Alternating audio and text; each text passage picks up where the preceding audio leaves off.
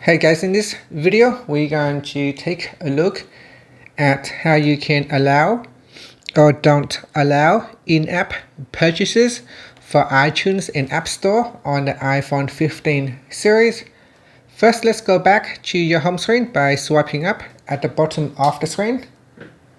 Now from the home screen, tap on Settings, and in the Settings page we scroll down, then tap on Screen Time.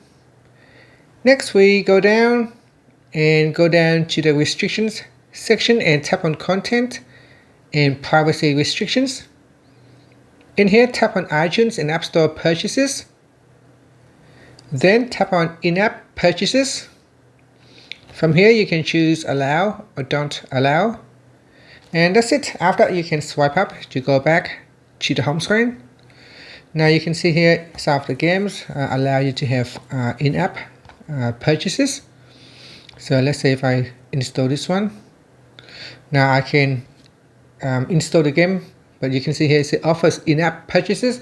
Whenever you try to make an in-app purchases, your device will block you from making the purchase, which is good. Sometimes you can just going to turn off the alarm.